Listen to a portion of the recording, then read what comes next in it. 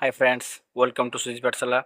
आज आम क्लास 6 रो जो रही जिज्ञासा जो नुआ बही विज्ञान तार पंचम अध्याय दैर्घ्य माप एवं गति आम पढ़ा।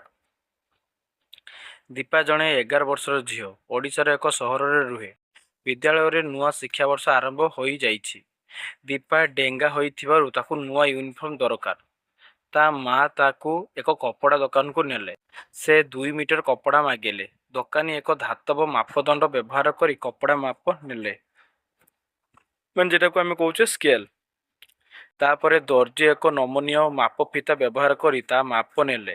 ता माँ दर्जी को तार यूनिफॉर्म रो लंब 4 आंगुली चौड़ा चढ़ेबा को कहले। तो मैंने एमती सब माप फिता देखिथिबो। दर्जी कति गले दर्जी एमती तुम माप निए। धातव मापदंड बा मापफिता बड़ भौणी ज्यामिति बक्स थिबा स्केल भली कि माँ 4 आंगुली कहिबार अर्थ कौन थिला। दीपा और ता स्कूल सांग अनिश, हरदीप आ पद्मा तस्निम सह निजर अनुभूति वर्णना कला परे यह सेमानक मध्य आलोचना विषय होइछि।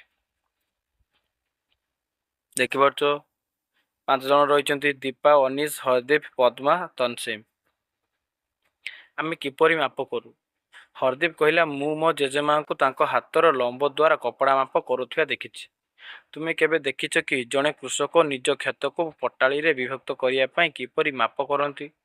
पद्मा कहला, हाँ, से चाली चाली जाती एवं तांको पाउंड गणना करती। अनिश कहला, ओह, केवल पाउंड नुहे, बेले बेले सेमाने निज पादर लंब को मध्य मापिया पई व्यवहार करती। दीपा उत्साहित होई कहला, शरीर अंग व्यवहार करी दैर्घ्य मापे निश्चय बहुत मजादार हेबो। आस शरीर अंग व्यवहार करी किछि मापिबा।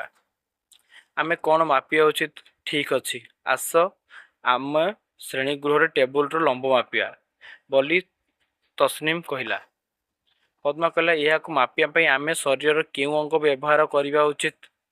दीपा कहला, आस आमे चाखंड व्यवहार करिबा। मु तुमको देखाइबी यह किपरि व्यवहार करिबो। मु मो माँ को यार व्यवहार करुथिया देखिछि। हरदीप कहला, ठीक अछि, आस आमर माप को लेखि रखिबा। सारणी 5.1 टेबुल दैर्घ्य मापिया। शिक्षार्थी नाम, चाखंड संख्या। अनिश 13 रु सामान्य अधिक, पद्मा 13, तस्निम 13 रु सामान्य कम, दीपा 13 रु 14 मध्य, हरदीप 14।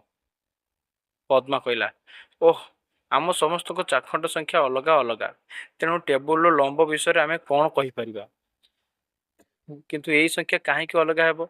हरदीप चिंतित हो पचारा।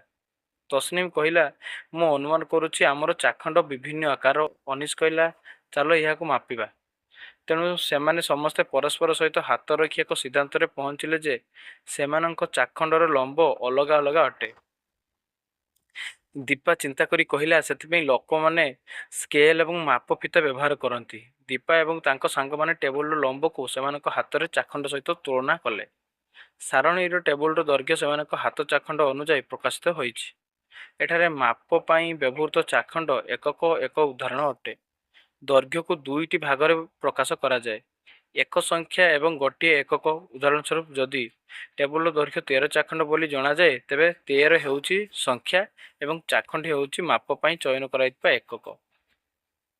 तेबे हाथर लंब, पाद, मुठी किंबा आंगुठी भली चाखंड एवं अन्यान्य समान एकक प्रत्येक व्यक्ति अन्य व्यक्ति भिन्न होता है। तेणु भिन्न भिन्न लोकों द्वारा करा जाइथिबा समान लंबर माप समान हेबा पई एक निर्दिष्ट एकक आवश्यक रही। प्राचीन काल भारत में माप प्रणाली समृद्ध इतिहास रही।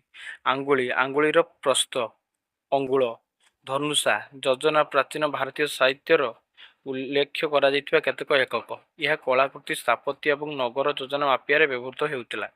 आंगुली को आज भी पारंपरिक कारीगर यथा काठ कारीगर और दर्जी मैंने व्यवहार करुछंती। हरप्पा सभ्यता थिबा स्थान अनेक निर्दिष्ट चिन्ह थिबा जिनिस खोला जाइछि, जहाँ मापिबारे एकक होई पारे। 5.2 मानक एकक। पृथ्वीर विभिन्न स्थान में समय सहित अनेक एकक प्रणाली रे क्रम विकास होइथिला। तेबे जेतेबेले लोक माने गोटे स्थान अन्य स्थान को यात्रा करबा आरंभ कले, सेतेबेले अन्य ଏହା ଅନେକ ଦ୍ୱନ୍ଦ୍ୱ ସୃଷ୍ଟି କରିଥିଲା। ଏହା ଫଳରେ ବିଭିନ୍ନ ଦେଶ ଏକାଠି ହୋଇ ଏକ ମାନକ ମାପକ ଏକକ ଗ୍ରହଣ କରିଥିଲେ। ବର୍ତ୍ତମାନ ବ୍ୟବହୃତ ଏକକ ବ୍ୟବସ୍ଥାକୁ ଇଣ୍ଟରନ୍ୟାସନାଲ ସିଷ୍ଟମ ଅଫ ୟୁନିଟି ବା ଏସ୍ଆଇ ୟୁନିଟି ବୋଲି କୁହାଯାଏ। ଦୈର୍ଘ୍ୟରେ ଏସ୍ଆଇ ୟୁନିଟ୍ ହେଉଛି ମିଟର। ଏହାର ପ୍ରତୀକ ହେଉଛି ଏମ୍। ଚିତ୍ର 5.2ରେ ଏକ ମିଟର ସ୍କେଲ ଦର୍ଶାଯାଇଛି। ଏକ ମିଟରକୁ 100ଟି ସମାନ ବିଭାଗରେ ବିଭକ୍ତ କରାଯାଇଛି। ପ୍ରତ୍ୟେକ ଭାଗକୁ 1 ସେଣ୍ଟିମିଟର ବା 1 ସେମି କୁହାଯାଏ। ତୁମେ ମିଟର ସ୍କେଲର ଏକ ଛୋଟ ଅଂଶ ସହିତ ପରିଚିତ ହୋଇଥିବ, ଯାହାକି ସାଧାରଣତଃ 15 ସେମି ଲମ୍ବା। 15 ସେଣ୍ଟିମିଟର ସ୍କେଲକୁ ଧ୍ୟାନରେ ରଖ। ଏଥିରେ ସେମିରେ 0ରୁ 15 ପର୍ଯ୍ୟନ୍ତ ଚିହ୍ନ ରହିଛି। ଦୁଇଟି ପାଖାପାଖି ବଡ଼ ଗାର ଯଥା 0ରୁ 1 କିମ୍ବା 5ରୁ 6 ମଧ୍ୟରେ ଦୂରତା 1 ସେଣ୍ଟିମିଟର। ନିରୀକ୍ଷଣ କର ଯେ 1 ସେଣ୍ଟିମିଟର ଦୈର୍ଘ୍ୟକୁ 10ଟି ସମାନ ଭାଗରେ ବିଭକ୍ତ କରାଯାଏ ଓ ପ୍ରତ୍ୟେକ ସମାନ ଭାଗର ଦୈର୍ଘ୍ୟକୁ ମିଲିମିଟର କୁହାଯାଏ। ଦେଖିପାରୁଛ ତ, ଏଇ ହିଁ ଅଛି।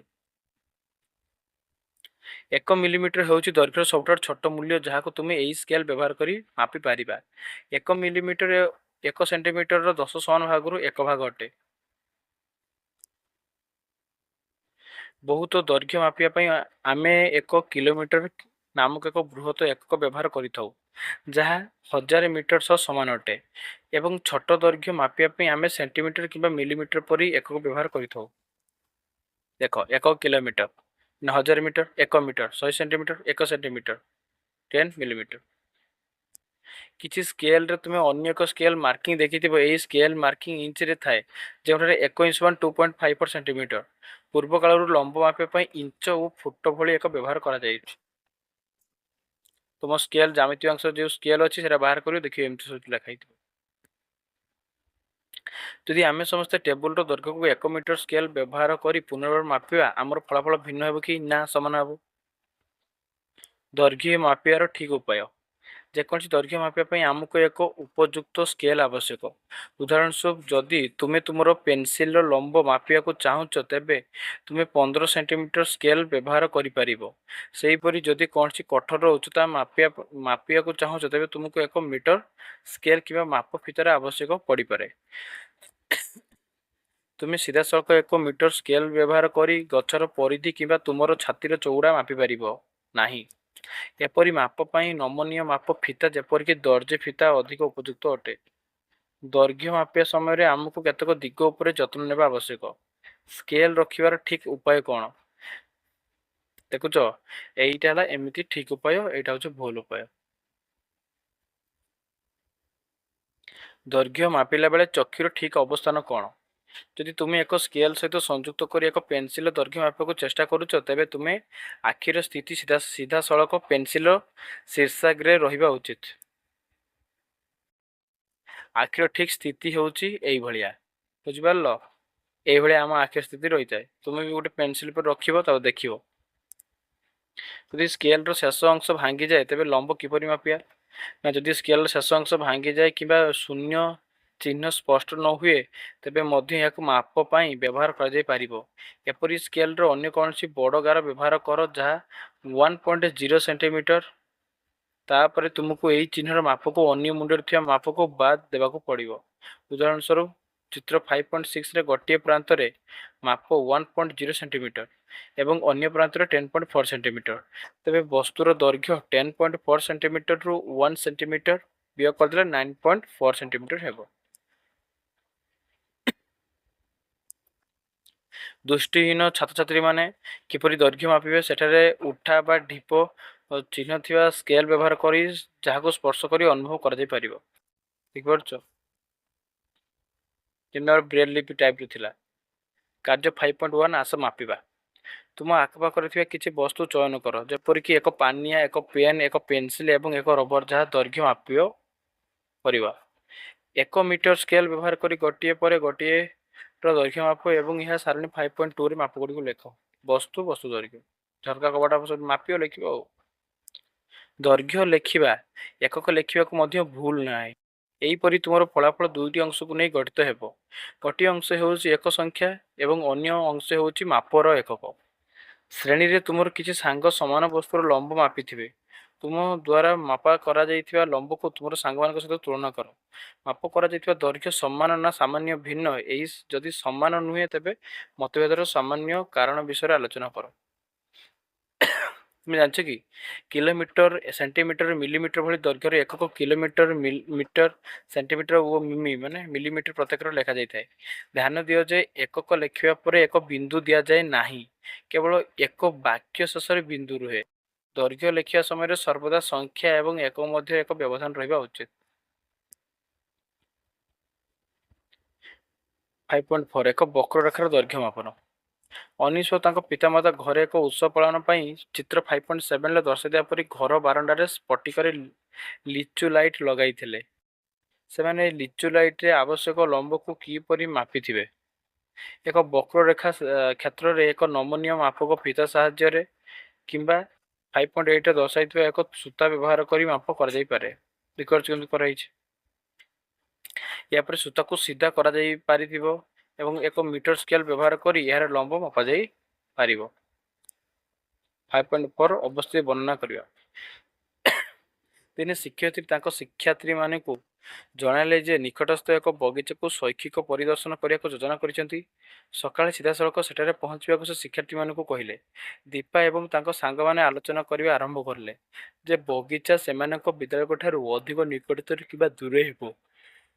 ତସ୍ନିମ୍ ଏବଂ ପଦ୍ମା କହିଲେ ଯେ ବଗିଚା ନିକଟରେ ହେବ। ଦୀକ୍ଷା ଏବଂ ଅନିଶ ଅନୁମାନ କଲେ ଯେ ବିଦ୍ୟାଳୟ ନିକଟରେ ହେବ। ହରଦୀପ ଚିନ୍ତା କଲା ଦୁଇଟି ଯାକ ପ୍ରାୟ ସମାନ ଦୂରରେ ରହିବ। ଦେଖିପାରୁଛ, ଏଟା ବସଷ୍ଟାଣ୍ଡ, ବିଦ୍ୟାଳୟ, ଦୀପାର ଘର, ଅନିଶର ଘର, ହରଦୀପର ଘର, ତନ୍ସୁର ଘର, ପଦ୍ମାର ଘର, ବଗିଚା। ତୁମେ ଭାବୁଛ କି କିଏ ଠିକ୍? ସମସ୍ତେ ଠିକ୍ ଅଛନ୍ତି। ତାହେଲେ ସେମାନଙ୍କର ପର୍ଯ୍ୟବେକ୍ଷଣ କାହିଁକି ଅଲଗା? ନା ସେମାନେ ନିଜ ନିଜ ଘରୁ ସ୍କୁଲ ବଗିଚାର ଦୂରତା ସ୍ଥିର କରୁଛନ୍ତି। ଏହା ବଦଳରେ ଯଦି ସେମାନଙ୍କ ମଧ୍ୟରୁ ସମସ୍ତେ ଗୋଟିଏ ନିର୍ଦ୍ଦିଷ୍ଟ ସ୍ଥାନ ଯଥା ବସଷ୍ଟାଣ୍ଡର ଦୂରତା ବିଷୟରେ ଭାବିଥାନ୍ତେ, ତେବେ ସେମାନଙ୍କ ପର୍ଯ୍ୟବେକ୍ଷଣ ସମାନ ହୋଇଥାନ୍ତା। ଯେତେବେଳେ କୌଣସି ନିର୍ଦ୍ଦିଷ୍ଟ ବସ୍ତୁ ବା ବିନ୍ଦୁକୁ ଆଧାର ଭାବରେ ନେଇ ଦୂରତା ମପାଯାଏ, ସେତେବେଳେ ଏହି ବିନ୍ଦୁକୁ ରେଫରେନ୍ସ ପଏଣ୍ଟ ବା ସୂଚକ ବିନ୍ଦୁ କୁହାଯାଏ।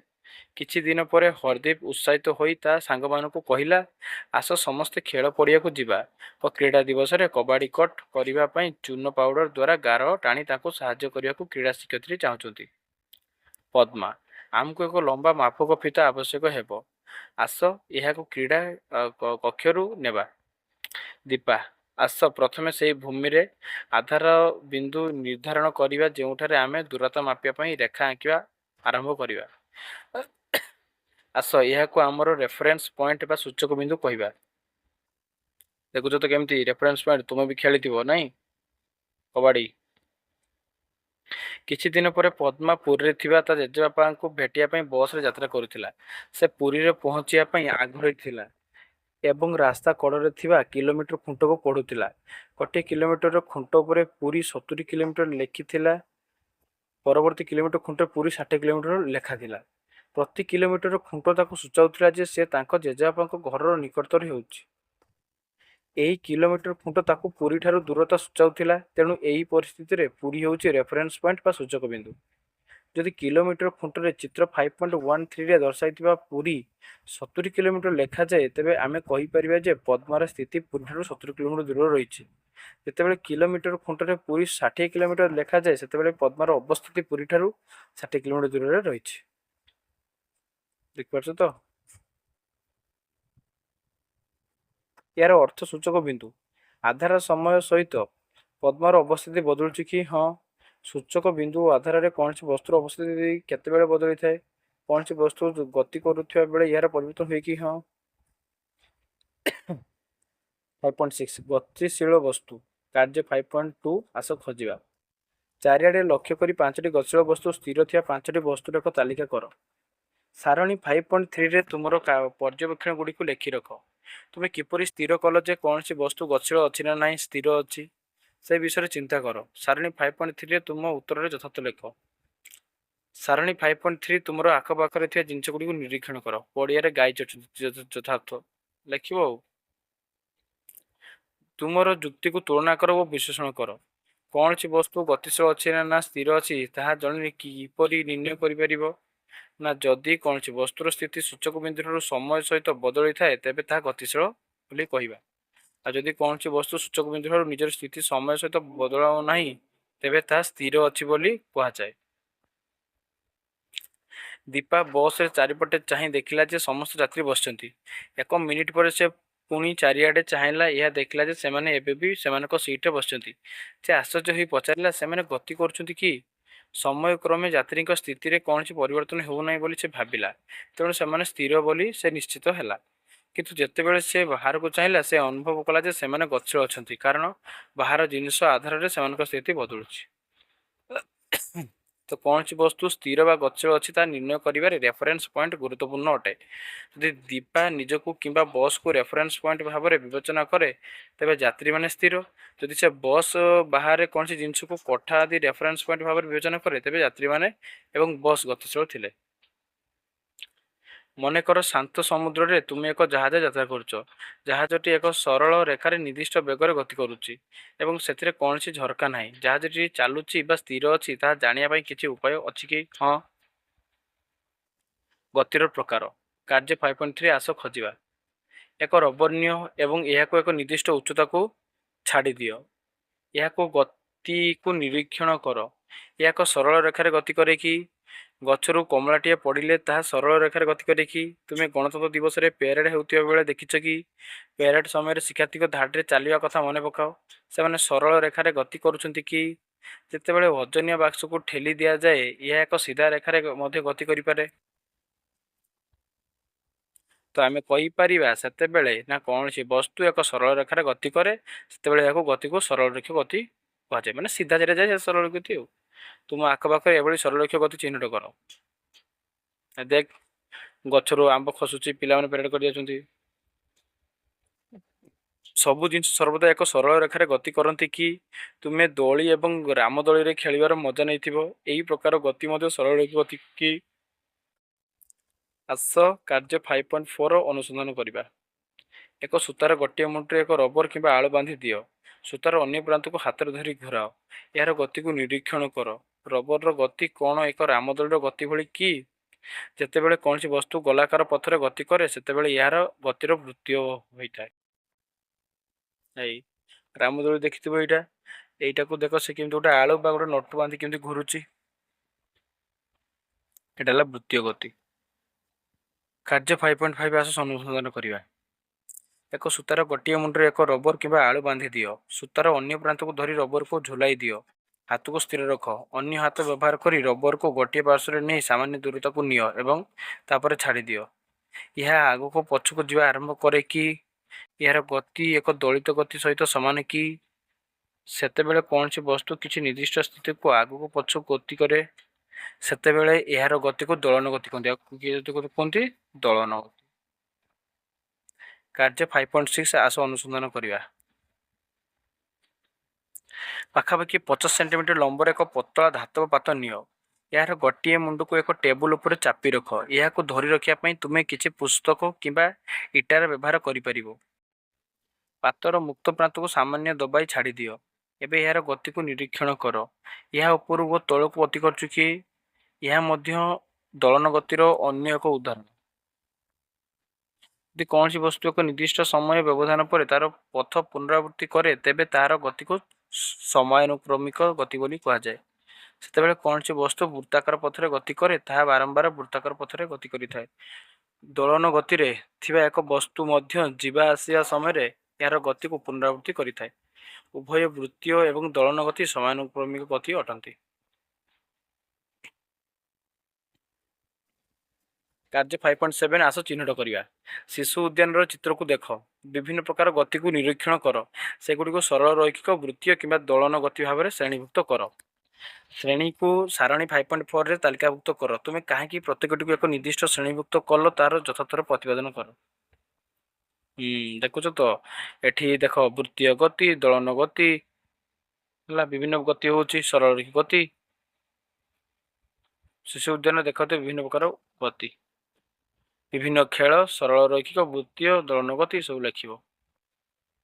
ପ୍ରମୁଖ ଶବ୍ଦ: ଦୈର୍ଘ୍ୟ, ଦୂରତା, ବିବାହୀକରଣ, ଚିହ୍ନଟୀକରଣ, ମିଲିମିଟର, ସରଳ ରୈଖିକ ଗତି, କିଲୋମିଟର, ବୃତ୍ତୀୟ ଗତି, ରେଫରେନ୍ସ ପଏଣ୍ଟ, ଦୈର୍ଘ୍ୟରେ ଏସ୍ଆଇ ଏକକ, ନିରୀକ୍ଷଣ। ସରିଗଲା।